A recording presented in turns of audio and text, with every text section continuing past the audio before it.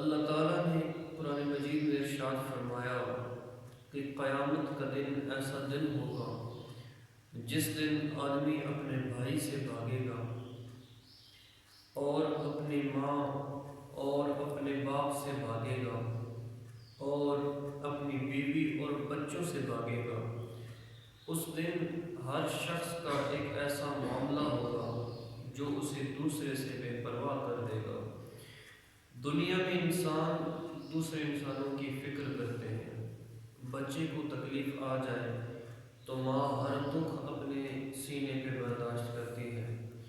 بیٹا اگر اذیت سے گزر رہا ہو تو باپ کی شفقت کا سایہ ہمیشہ اس کے سر پہ رہتا ہے۔ اگر بیوی کسی تکلیف دہ مرحلے سے گزر رہی ہو تو شوہر اس کا حال احوال پوچھنے کے لیے موجود ہوتا ہے۔ بڑھاپے میں والدین کو ضرورت ہو تو اولاد اپنا سب کچھ اپنے والدین کے لیے قربان کرنے کے لیے تیار ہو جاتی ہے۔ لیکن قیامت کا دن ایسا ہولناک دن ہوگا کہ آدمی کو ان رشتوں کی بھی پرواہ نہیں ہوگی۔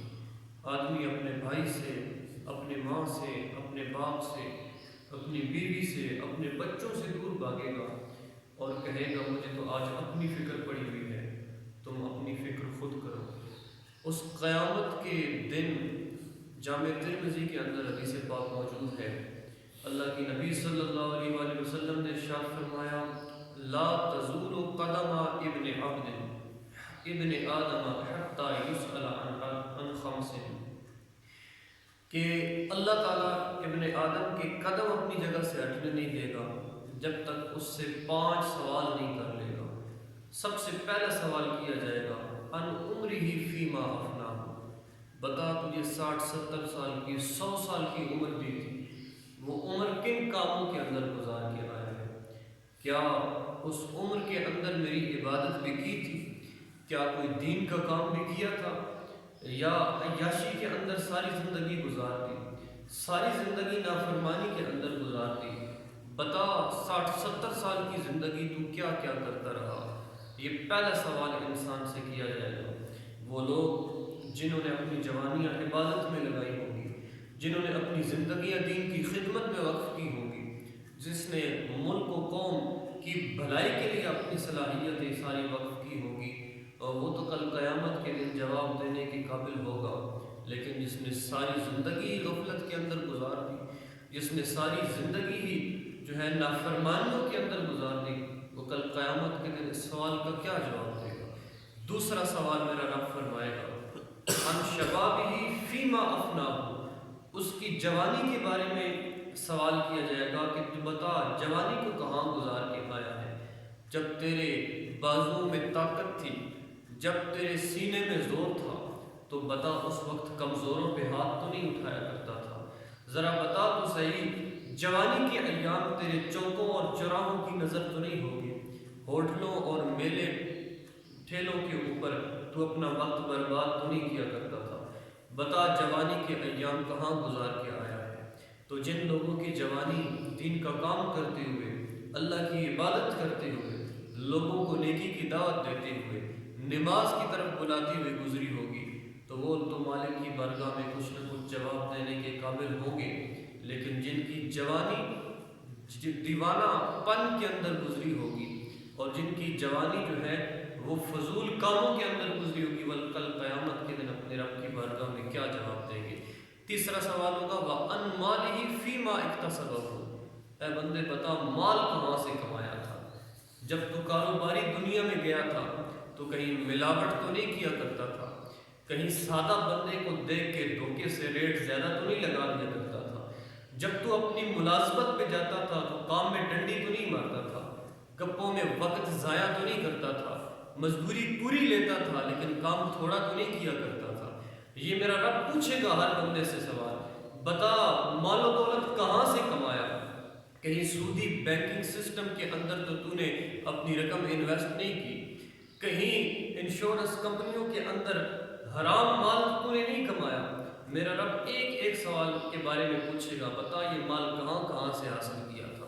تو جن لوگوں نے شریعت کی حدود میں رہتے ہوئے حلال طریقے سے رزق کمایا ہوگا تو وہ وہ تو بچ جائیں گے، لیکن جنہوں نے حلال حرام کی تمیز کیے بغیر اپنا وقت برباد کر کے اور ناجائز طریقے سے مال کمایا ہوگا تو وہ کل قیامت کے دن اپنے رب کی بارگاہ میں کیا جواب دیں گے؟ چوتھا سوال ہوگا وفیما انفقہ، اچھا مال تو کمایا تھا، اب یہ تو بتا اس کو خرچ کہاں کیا تھا؟ مال کمانا بھی بے شک کمال ہے، لیکن اصل کمال ہے اس کو صحیح طریقے سے خرچ کرنا۔ آج ہم مال کما تو لیتے ہیں لیکن شادی بیاہ اور فوتگی کی فضول رسومات کے اوپر برباد کر دیتے ہیں۔ آج اداکاروں اور فنکاروں پہ لٹانے کی باری آتی ہے تو ہمارے ہاتھ بڑے کھل جاتے ہیں، اور جب اللہ کے گھر میں دینے کی باری آتی ہے تو پھر ہاتھ تنگ ہو جاتا ہے۔ جب غرباء اور مساکین اور مستحقین پر خرچ کرنے کی باری آتی ہے تو اس وقت انسان سوچ میں پڑ جاتا ہے کہ اب میں کیا کروں، تو اللہ تعالیٰ پوچھے گا یہ اے بندے یہ مال تو نے کمایا تھا تو پھر اس کو خرچ کہاں پہ کیا تھا؟ پانچواں سوال انسان سے ہوگا وَمَاذَا عَمِلَ فِيمَا عَلِمَ، بتا تو نے علم حاصل کیا تھا تو اس پہ کتنا عمل کیا تھا؟ تجھے پتہ نہیں تھا کہ 5 وقت کی نماز تیرے اوپر فرض ہے، اس کے باوجود تو نے نماز نہیں پڑھی؟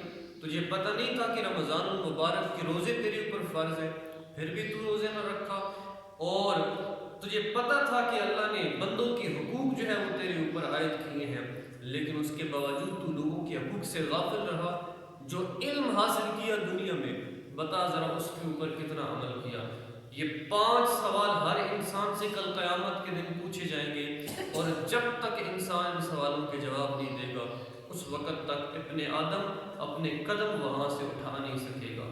اور یاد رکھیں کل قیامت کا دن ہوگا، مسلم شریف کی حدیث پاک کے اندر آتا ہے جس کا مفہوم یہ ہے کہ ایک انسان جس نے ساری زندگی عیش و عشرت کے اندر گزاری ہوگی، وہ سونے کا چمچ منہ میں لے کے پیدا ہوا ہوگا اور ساری زندگی کوئی دکھ اس کے قریب نہیں آیا ہوگا، حتیٰ کہ وہ اس دنیا سے چلا گیا۔ کل قیامت کے دن اس شخص کو لایا جائے گا، اللہ تعالیٰ فرمائے گا اس کو لے جاؤ، ذرا جہنم میں صرف ایک غوطہ لگوا کے اسے واپس لے آؤ۔ جب وہ واپس آئے گا تو میرا رب اس سے پوچھے گا بتا تو نے دنیا میں کوئی سہولت، کوئی سکھ اور کوئی خوشی دیکھی تھی؟